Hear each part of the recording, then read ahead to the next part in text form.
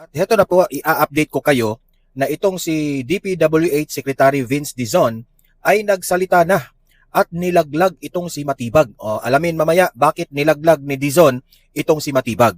Itong si Senator Alan Peter Cayetano, meron po siyang ibinunyag at ibinuking patungkol po kay Senator Ping Lacson. Okay? So pakinggan po natin ang pahayag ni Senator Ping Lacson sa kanyang resback, no?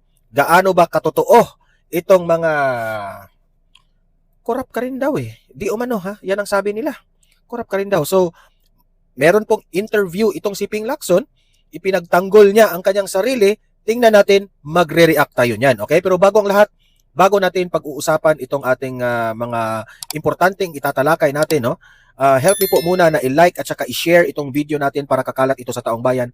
At sa mga hindi pa nakasubscribe dito sa Donmar TV, mag-subscribe na po kayo kasi libre lang po ang mag-subscribe sa YouTube. Walang bayad yan. Updated pa kayo sa ating mga trending na mga balita. Okay? Unahin muna natin itong kay Vince Dizon. Bakit nilaglag ni Vince Dizon itong si Matibag? Patungkol po ito sa issue sa ginawa ni Matibag tungkol kay Senator Alan Peter Cayetano at ni Pia Cayetano, itong magkapatid. Ito po ay may kinaugnayan patungkol po sa Southeast Asian Games na esports complex na di umano unliquidated raw. Na parang ipinamumukha nila na merong korupsyon, unliquidated. So alam nyo naman, pinupolitika na naman. Para ito na naman ang ibabato nila kay Senator Alan Peter Cayetano na parang pananakot ito para ilihis ang issue dyan sa impeachment, para matanggal na naman ang mga kasabahan dyan sa Senado, para ubusin na nila yung mga anti-BBM dyan na mga senador.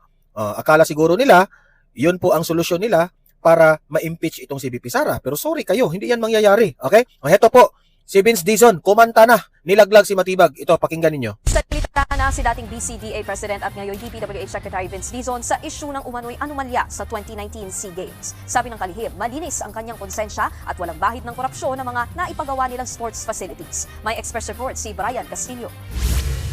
Malinis ang konsensya natin at naniniwala tayo na napakaayos ng mga facilities na. Ang hindi, ang hindi alam ni Matibag na itong si Vince Dizon is part of that. Okay? Part siya doon sa mga itinayo doon sa SEA Games. Naalala ko pa nga yun eh. Nung every time na magsalita si Tatay Digong, no? Yung mga late night na mga meetings nila na talagang nila-live yan gabi-gabi sa sa RTVM. Kasi gusto ni former President Duterte na lahat ng mga meetings ng mga secretaries transparent sa taong bayan na maririnig talaga yung mga meeting nila kung ano yung pinag-usapan, ano yung move ng gobyerno. Yan ang kagandahan ni Duterte at that time. At isa sa mga secretaries ni Tatay Digong ay itong si Vince Dizon. CEO raw, okay? Itong si Dizon.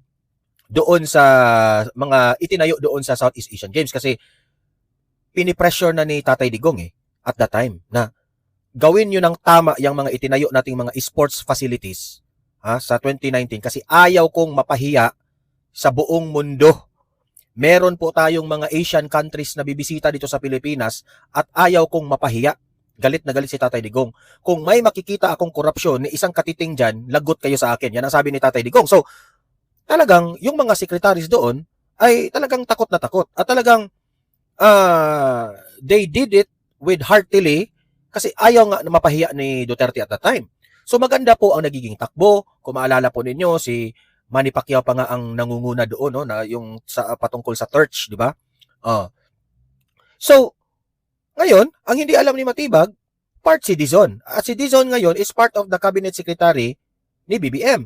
So, si Dizon, sabi niya, malinis ang konsensya niya doon na walang bahid na korupsyon ang nangyari doon. So, meaning to say, ang kanyang pamumulitika ni Matibag dito sa mga Cayetano na parang tinatakot nila, wala na. 'Di ba? Wala na, bullseye. Pahiya ka dito. Wala kang makukuha diyan sa gusto mong imbestigahan na Southeast Asian Games sports facilities at mga sports complex diyan. Wala kang makukuha diyan. Hindi natin alam. Marami ang mga nagsasabing mga vloggers at mga political analysts na baka si BBM na naman ang nag-utos dito kay Matibag. Gawan mo ng paraan para i-pressure mo si Cayetano at kung as much as possible, igaya nyo kay Marcoleta at ni Jinggoy na makulong yan. Baka ganun lang. Yan ang mga analysis ng mga political analysts at mga vloggers. Hindi naman tayo ang nagsasabi niyan. Which is ako rin, yun rin ang inisip ko, no? Na baka may ganun nga, no? So ngayon, paano yan ngayon? Si Dizon na ang nagsabi. Pahiya ka dito, Matibag.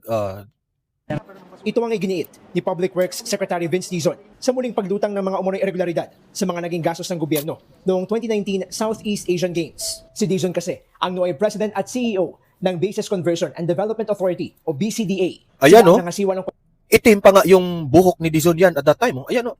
Actually guys, nakapunta na po ako dito eh. Very grabe talaga. Sabi ko, ito yung tatak Duterte na mga, ayan, no? Yung diyan kami umiikot diyan, no? Kaming mga, kasi ako po ay isang coach sa isang paaralan dito sa amin ng isang public college, no? Sa NORSU, Negros Oriental State University, kung saan tayo po ang representative ng coach, no? Kasi yung coach namin sa swimming hindi makadalo doon. So ako yung acting coach sa mga swimmers doon sa NORSU, Negros Oriental State University. So sinamahan ko yung mga swimmers ko. Diyan nagpaparade kami. Sobrang ganda po 'yan. Nakita namin diyan yung opening namin. At ito rin yung ginamit ng Southeast Asian Games.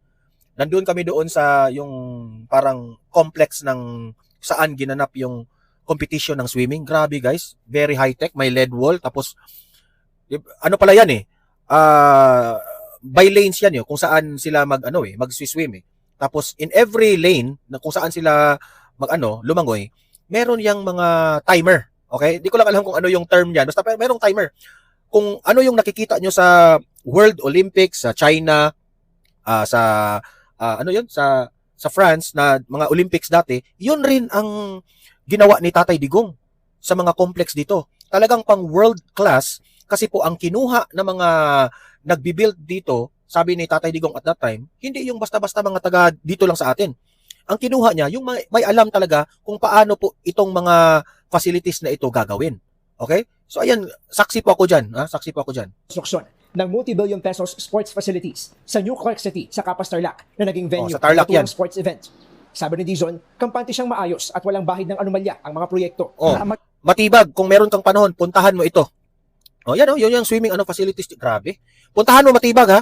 Lumangoy ka dyan sa swimming pool na yan para malaman mo, para isampal ko sa iyo yung tubig dyan. Gaano yan kaganda yan complex ni Duterte. Kasang loob natin at talagang napakaganda ng mga facilities na yun. Nakita nyo naman, no? Nagbigay yan ng Karangalan sa atin nung SEA Games noong 2019. Pati mga dayuhan, pati mga taga Singapore, pinupuri yan. Tapos, ang nakakatuwa, ginagamit yan ng mga atleta natin. Katunayan, handa raw ang kalihim Hala ka, Dizon, ha? Cabinet Secretary ka ni BBM at pinuri mo yung ginagawa ni Duterte. Lagot ka dyan, ha? Ano ka na, BBM? Pahiya ka dito, Secretary mo, pinuri si Duterte, na makipagtulungan sa isasagawang investigasyon ng NBI. Sakali anyang ipasabi na siya, ay agad naman daw siyang tatalima rito. At kagaya nga na sinabi na rin ng Ombudsman at ng NBI, 2021 pa yan na-dismiss eh. May nagkaso na dyan eh. Gaban sa akin, gaban sa iba't ibang mga opisyales, pero na-dismiss na yan December 2021 pa. So, ano tayo, kampante tayo dyan? Si Drilon ang niyan inimbestigahan Sinabi ito ng kalihim, kasabay ng kanyang inspeksyon. Hindi umubra yung pinaimbestigahan ni Drilon ito hindi umubra. Kaninang madaling araw sa isinasagawang Phase 2 ng EDSA Rehabilitation Project. Sa ikalawang bahagi ng proyekto, nagsimula ng aspaltuhin ang bahagi ng EDSA northbound mula sa May Buendia sa Makati hanggang makalampas ng MRT Boni Station sa Mandaluyong. 2 linya sa northbound lane ang sinasara mula alas 10 ng gabi hanggang alas 4 na madaling araw kinabukasan. Kaya nitong weekend, marami ang naipit sa mabigat na daloy ng trapiko mula sa Guadalupe dahil halos isang lane lang ang nadaraanan ng mga motorista. Gusto rin natin masigurado na unang-una, mabilis yung pagtatrabaho, at the same time, talagang nami-minimize natin yung aberya sa mga kababayan natin. Humihingi naman ng kalihim ng pag-unawa at kaunting pasensya pa para sa mga motoristang maaapektuhan ng EDSA Rehab. Tiyak naman daw na mas magiging maayos at ligtas na ang biyahe oras na matapos ng proyekto na target maabot sa 2027. So ayan yun yung sinabi ni Dizon At least you know already, okay? So Matibag, pahiya ka dito. Ngayon naman, ito na po yung sinasabi ko na itong si Senator Ping Lacson ngayon ay ipinagtanggol niya ang kanyang sarili. May nakikita akong mga balita dito kay Lacson May 150 million raw di umano na mga mansion ito. Grabe. Nung panahon na 2001, Chief PNP pa siya Magkano lang ang sweldo ng Chief PNP, di ba? Maliit lang, pero bakit may mansion ka ng worth 150 million? Binalita yan ng Philippine Star noong 2001, 2002. Kasi itong si Ping Lacson kasi mahilig magmalinis. So ngayon, itong mga ibinabato sa kanya, dapat niya itong sagutin. Huwag siyang magmamalinis. Ito na po, pakinggan natin itong si Lacson kung paano niya ipagtanggol ang kanyang sarili dito. Ito po nga pong isa sa pinakamaingay na balita nitong weekend. Nagsend nga sa akin ng video, itong aking partner. Sabi ko, uy, kakabugin na naman ito yung mga Netflix series na napapanood ko. Pero bukod pala doon sa sinend mo sa aking partner, meron pang isa. No? Yung kasama naman ni Senator Alan, yung kanyang ate, na nag-Facebook live din po silang dalawa. At medyo marami-rami po yung mga naging pahayag ni Senator Alan Peter Cayetano na hopefully isa-isa po nating mapasagot mismo kay Senator Ping Lacson. Isa po sa mga nabanggit niya, yung sinasabi na pagtaas daw ng net worth or salin nitong si Senator Ping. Meron din siya sinasabi, partner, na chief persecutor. Yun ang binabanggit niya dito kay Senator Ping na hindi naman niya ito first time ginawa, something like that. Na parang pag may nakakaaway daw, nakakaalita, nakapwa senador, medyo ganun daw ang ginagawa. Pinipersecute daw ang mga kapwa senador. At binabanggit din itong si Senator Alan na yung nangyayari ngayon sa kanya, ito rin daw ang ginawa ni Senator Ping at ng mga kasama niya kay Senator Rodante Marcoleta. Medyo madaming ibinahaging impormasyon, mga kapatid, na tingnan natin kung alin ba doon ang sasagutin ni Senator Ping. Pero habang inaantay natin siya, basahin ko na yung naging sagot niya. Meron siyang inilaha dito po sa X na po kung tawagin ngayon. Ipinost niya po ito sa kanyang X account. Ang sabi po dito ni Senator Ping Lacson, "Let me correct Senator Alan Cayetano's latest live selling on Facebook using wild insinuations and black propaganda against me. Hindi nagdoble ang net worth sa Sal&Co ko in 2025 compared to 2022 when I left the Senate. Actually, more than 4 times ang increase at 244.9 million pesos compared to 58.7 million in 2022, the year I left government. Whatever money I have, I definitely earn legitimately through some real estate deals and other legitimate businesses with 2 other business partners as a private individual, and I paid 10.5 million pesos and 2.8 million pesos respectively as reflected in my ITRs. Unlike Senator Cayetano with 6.79 billion in budget insertions under the 2025 GAA. Wala akong insertions, aka pork barrel, since I became a senator. At lalong wala akong 25% kickback sa mga slow protection and other infra projects. I don't know about him, but I have consistently Tingnan lang refused natin. lobby monies in relation to my job as a legislator. Siyempre, And magdi-deny. yes, regarding Blue Ribbon hearings, wag siyang mainip. Meron ding ghost sa Taguig. At nasa linya na po ngayon, ito mismo, Senator Ping Lacson. Magandang umaga. Ito na si Ping Lacson. DJ Chacha and Ted, magandang umaga sa atin lahat. Good morning, sir, and happy Monday. Yeah, happy Monday. Happy week ahead. Opo, yes, sir. Ito si Chacha. Yes, Senator Ping, dito na natin umpisahan. Kanina nabanggit ko nga po, isa sa mga issue na ni-raise po ni Senator Alan, yung tungkol po sa paglobo ng SALN nyo. Binanggit nyo na po na hindi yan doble, actually quadruple yung naging increase ng inyo pong SALN from 58.7 to 244.9 million. Para lang po mas malinaw sa publiko, inaamin nyo naman po na oo, naging quadruple siya, pero ano po ba? Saan po nga ba ito galing? Para lang po mas malinaw. Para mas malinaw, nung nasa labas ako ng gobyerno, siyempre, wala ka naman masyadong ginagawa. So, nagkaroon kami ng isang real estate deal, na medyo malaki. May kasama akong 2 rito na kapartners ko. May real estate raw siya. Yung halaga na kinita namin. Katunayan, hindi pa nga tapos. Kayo nang humusga, ha? Dahil, parang hulug-hulugan, inabot pa ng maraming problema. Wow! Yung nakapili. So, Aldo. hanggang ngayon, as we speak, meron pa kaming collectibles. Oo, so as a private Ang individual. emphasis ko lang dito, Yes, DJ, po. kasi alam mo, I think I've said enough and even more, dahil sa sinagot ko. Dahil alam mo, pag inattack naman yung ating integridad, kailangan na magpaliwanag ka at sumagot ka rin. Kasi unfair naman yung magkakaroon ng insinuation, dumoble, wala naman masyadong maraming paliwanag. So ako na yung sumalo at Sa totoo lang, no, kasalanan din ng taong bayan yung mga bumoto dito kay Lacson. Ayan, tuloy. Wala tayong magagawa dyan sa kanya. maliwanag na fake news yung kanya sinasabi. Dahil nanguhula siya, dumoble. Si Cayetano pa ngayon ang fake news. Hindi dumoble, nag-triple, nag-quadruple. Kasi ito naman, makikita naman sa aking income tax returns doon sa taxable years 2023 and 2024. Oo. Ang binayaran ko ng 2024 for the taxable year 2023, 10.5 million pesos.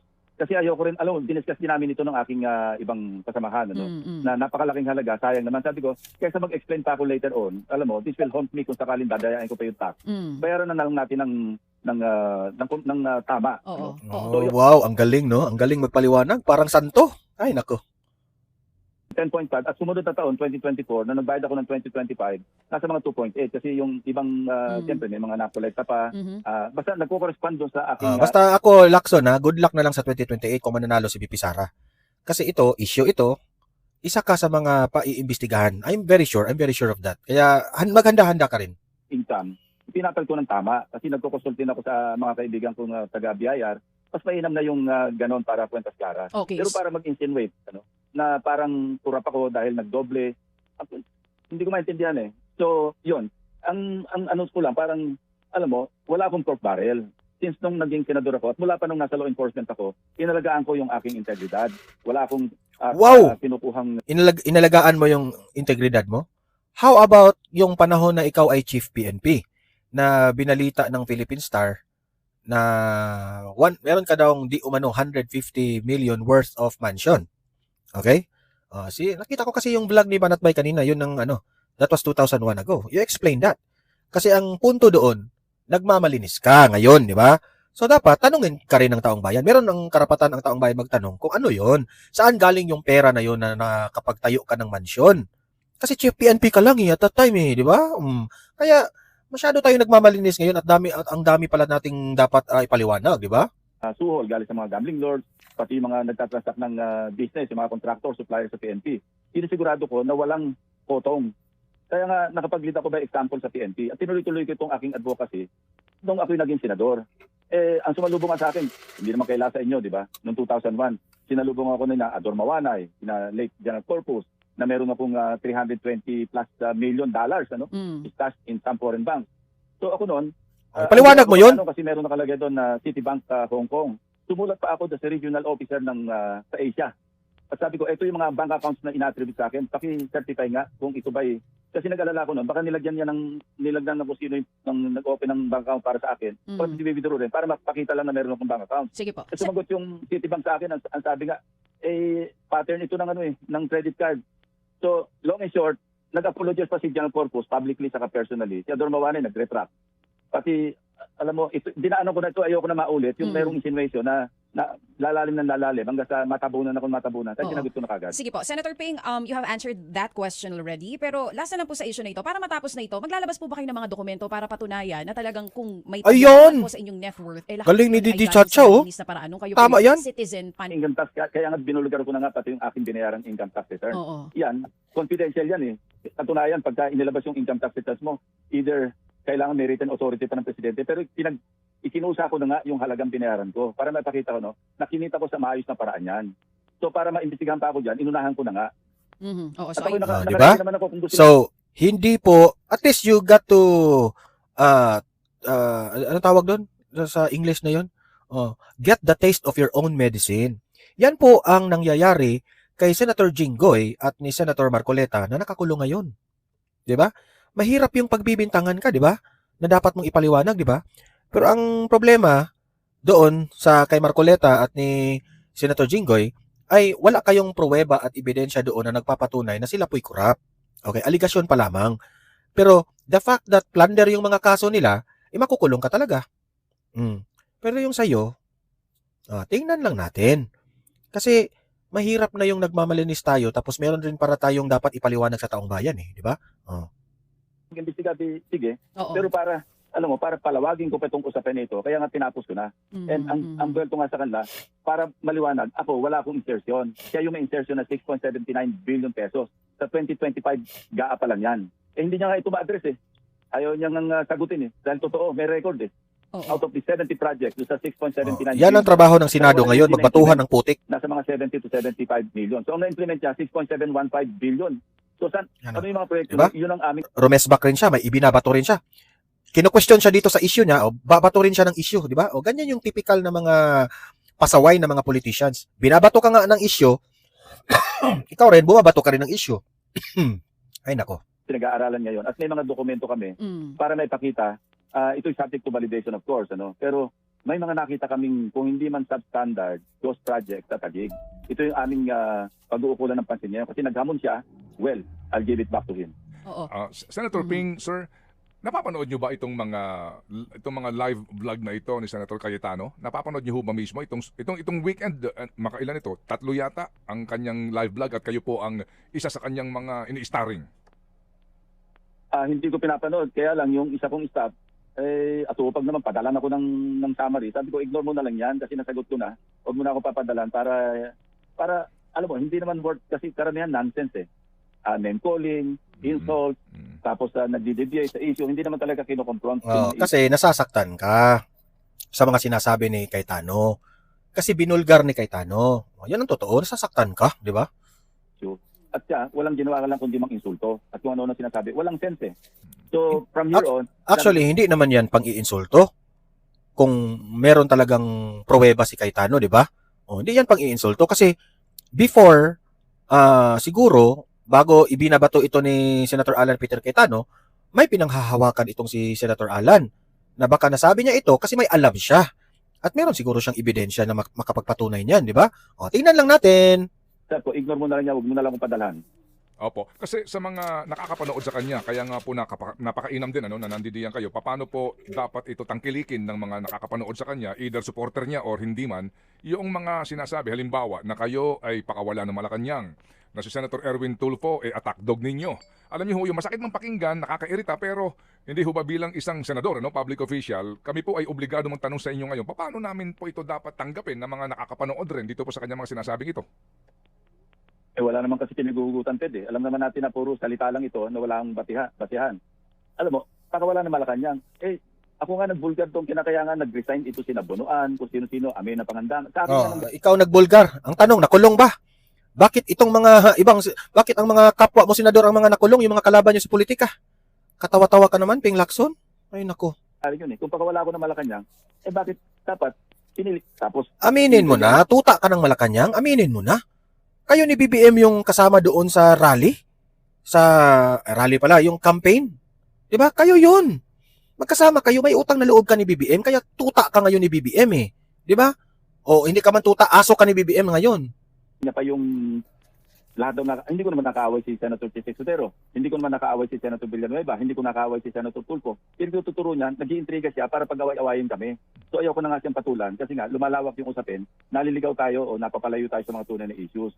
Yung flood control, tutuloy yan. Nag-usap kami ni Senator Tulfo, siya yung chairman ngayon, at ibibigay ko sa kanya yung mga dokumento at kung sino man yung mga resource person na pwedeng imbitahin. Ito lang issue ng flood control. Nabanggit niya na naman na kapag daw ho papunta na sa Malacanang yung issue, lumilihis na, may sinasabi siyang Bersamin Fund. Correct, tama talaga yung tanong mo, Ted Filon. Kapag ang imbestiga sila ng imbestiga doon sa Blue Ribbon Committee, no? Kapag yung mga iniimbestigahan ng mga witness doon ay papunta na sa Malacanang yung usapin, nililihis. Yan ang problema mo, Lacson. Tingnan natin kung anong sagot niya dito. Maganda yung tanong ni Ted Filon.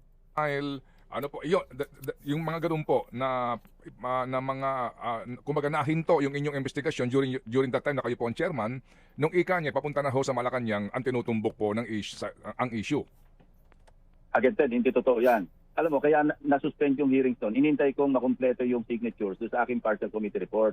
Kasi kung nakumpleto yun, i-report out to sa floor, isponsoran ko, didebate namin, at kung ma-adapt yun, tuloy-tuloy i-resume parang phase 2. Bakit mo pinapipirmahan na hindi pa man napatawag lahat ng mga gusto ng taong bayan na si Saldico, si Martin Romualdez, hindi nyo napatawag. Yan nga ang sabi ni Marcoleta, bakit kami pipirma dyan? Na hindi pa man tapos. Kasi kung pipirma kami dyan at magawa-gawa kayo ng kung anong report ninyo dyan, na tapos na ito, bla bla bla, kaya hindi sila pumirma doon at that time ikaw rin, marunong ka rin Kasi natapos na yung phase 1, napakarami, natampakan na kami ng mga information, marami na napailan ng kaso. Kaya ang ginawa ko nga, kahit na i-report ko sa floor, pinadala ko na lamang sa ombudsman. At hindi naman sa pagmamalaki, Ted, malaki naman ang nai-contribute ng Blue Ribbon Committee under my watch doon sa mga umuusad na mga kaso ngayon sa ombudsman pati sa Sandigan Bayan. So, alam mo, lahat ng patutsada niya, palihis Para sa akin ikaw Lacson, wala ka talaga. Pulpul ka, wala kang anong tawag doon? Wala kang kwentang senador, sa totoo lang. Alam mo, Lacson, gawin mo na lang, sir. Yung mga taong bayan na bumoto sa'yo, meron po silang purpose bakit ka binoto. Yung mga sinasabi mo during the campaign, rally, diba? Gawin mo na lang yung mga pinagsasabi nyo. Hindi yung mayabang kayo sa salita, pero sa gawa naman, wala naman kayong ginagawa. Diba? Imagine that one, sasabihin mong walang mastermind. Anong akala nyo sa taong bayan, mauuto ninyo? Merong mastermind. Ayaw nyo lang imbestigahan.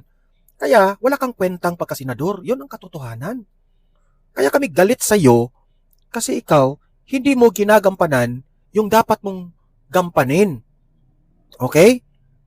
Akala namin, binoto ka ng tao, akala namin, yung mga pinagsasabi nyo doon sa mga press media ninyo ni Soto noon, kami ay magiging senador, amin pong tatakbuhan yung mga ipapanagot namin yung mga korap. Lahat ng mga pinagsasabi nyo hindi naging totoo. Diba? Kaya good luck na lang sa 2028 kung mananalo ka pa. At kapag si VP Sara na ang maging presidente, ewan ko na lang kung saan ka pupulutin. Kasi may nakabinbin ring mga dapat ikaso sa inyo. Kasi may issue ka rin eh. Di ba? Yung mga aligasyon ni Arnel Peter Cayetano, talagang re-resbakan ka dyan. Obviously, hindi ko sinabing guilty ka ha, pero expect ka na lang na meron talagang dapat i-explain sa taong bayan.